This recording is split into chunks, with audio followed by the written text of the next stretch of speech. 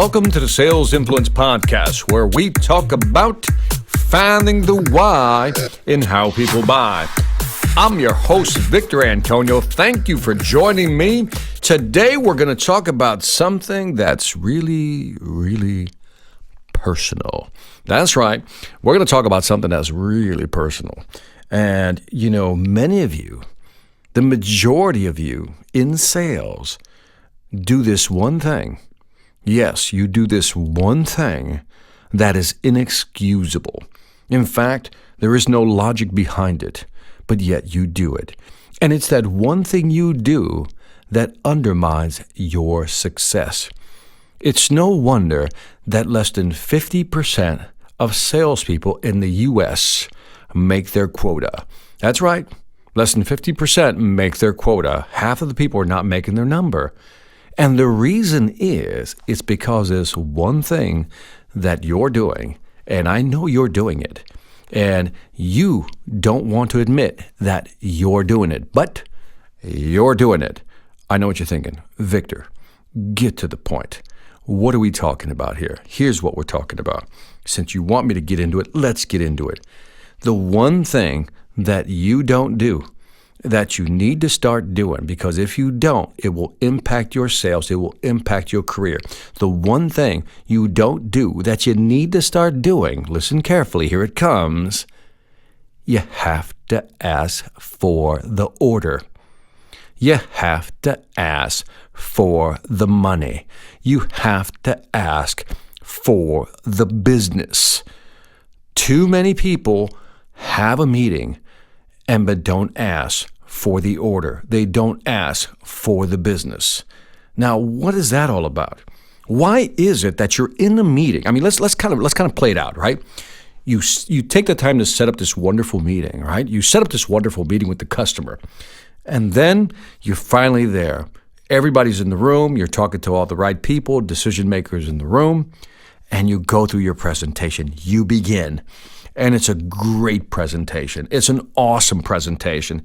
Everything you do is beautiful. Everything you say is even more beautiful. In fact, the customer may ask some questions, and then you answer it. And your answers are, guess what? Beautiful. I mean, it's all beautiful. And then we get towards the end of the presentation, when it's your moment to ask for the sale, you don't ask for it. You say something like, are there any other questions? So what do you think? Is this something that you guys might be interested in? And you don't ask for the order. You don't ask for the business. Now, do you not understand that the customer is waiting for you to ask for the business? Let me say it again. The customer knows. I mean, it's not a customer, it's a prospect, but when they buy, they're a customer. The prospect knows you're going to ask for the business. You're going to ask for the order. So they're waiting for you to ask for it. So the question is, why don't people ask for it? Why don't salespeople ask for the order? One study, and again, different studies, different numbers, but one study said about 7 out of 10 salespeople, 7 out of 10 salespeople don't ask for the order. Wow. Or as Jim Rohn would say, wow. 7 out of 10 people don't ask for the order. Are you kidding me? All that time, all that effort to make contact, to get somebody on the phone, to set up the meeting, to get the decision makers in the room, to prepare the presentation, to go in there and actually do the presentation, and you don't ask for the business. Why? If this is you, if you're afraid to ask for the money, if you're afraid to ask for the business, if you're afraid to ask for the order like you want it, then there's something wrong. And I'm here to fix it for you, right? And the first thing, like in anything else, to make you, in order to change what you're doing, to understand the problem, I first need to make you aware of what the problems may be. So let me go through several things that may be stopping you from asking for the order. And I know you're out there. I know you're listening to me because you've probably done this. And by the way, did you ever walk out of the room? You didn't ask for the order. And then what happens? You're like, I should have asked for the order. Why didn't I ask for the order? Because sometimes the customer says, you know what, let us go ahead and think about this. It's great information. We'll get back to you. And you're like, yes, they're going to get back to me, but they never get back to you. If you don't close the deal there, if you don't get the commitment there, you're more likely than not never going to get it.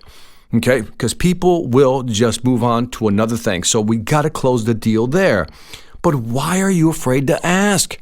Maybe it's number one, you have no confidence in your product or service. That's right. You don't believe in your own product or service. In fact, you may not even use your own product or service. That's the one that blows me away. People who sell a certain product or service, and I ask them, do you use this? They go, no. Right? So if you're not a believer in your product or service, then guess what? Whether consciously or subconsciously, you're going to transmit that. If you don't believe in what you're selling, you need to quit that job or quit that product or service and find something you do believe in, because it will always hold you back. Or maybe it's not about the product. Maybe, just maybe you don't believe in you. Ooh, that's an easy one, right? You don't believe in your ability to sell. See, in your mind, you're like, I don't know if it's the right time to ask. Ooh, I don't feel confident in asking for. And what you're doing is you're talking yourself out of asking for the order. Sometimes we're our worst enemy. So sometimes, again, it's we don't believe in the product. Or it could be we just simply don't believe in our own ability to sell. But again, if you don't ask for the order, how will you ever know if you did well or not? See, asking for the order, and let's say the customer says no. Okay, well, you got some feedback. Then you can follow up with that and says, well, why not? But in a nice way.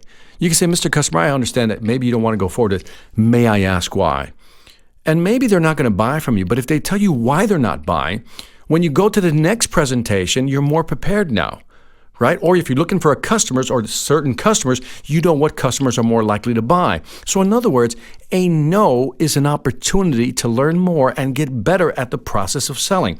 But if you never ask, that means you'll never get the feedback of whether you did well on your presentation or not. So we have to ask. So one, do you believe in your product? If it's yes, fantastic. Do you believe in yourself? If that's yes, fantastic. But maybe you do believe in the product, you do believe in yourself, but you simply don't know how to position the value. You simply don't know how to position what it's worth. See, you think it's about price. I have this conversation more times than I care to mention. People keep saying, Victor, it's about price. It's not about price. It's rarely about price. Won't say never, but it's rarely about price. 10 to 20% of sales may be on price, right? There's going to be people who just want the best price. They don't even care about the quality or what it offers. Just give me the best price. But the other 80%, the other 80 to 90%, they want value.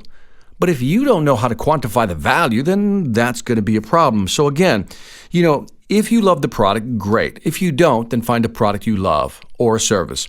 If you don't believe in yourself, then what can you do to get better at selling? Maybe listen to this podcast. That's a good start. But you got to learn to ask, because asking gives you feedback in terms of whether you're doing good in your presentation. If the customer says no, why not? Why won't they buy? Then take that information and use it in your next presentation. So again, and lastly, learn how to sell the value. What is it going to do for you, Mr. Customer? Let me explain to you, Mr. Customer, how it's going to help you increase your revenue, reduce your costs, or expand your market share. Or if you're selling B2C, let me show you how this is going to help you physically, financially, and psychologically. Let me quantify that for you.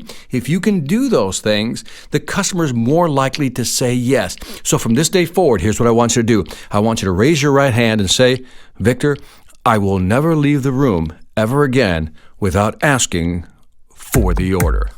Do I have your commitment? I hope so. Anyway, that's it for this Sales Influence podcast. Don't forget to leave me some feedback on iTunes, Stitcher, or YouTube.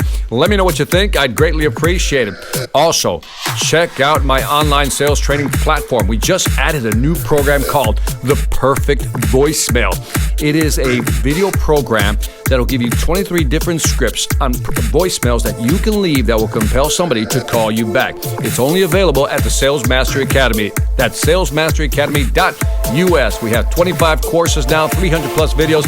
The library keeps growing, and it is priced reasonably. Check it out. So if you're serious about increasing your sales ability, go to salesmasteryacademy.us. Lastly, I want to thank you. This is Victor Antonio, always reminding you, ask for the order and selling ain't hard when you know how. Take care.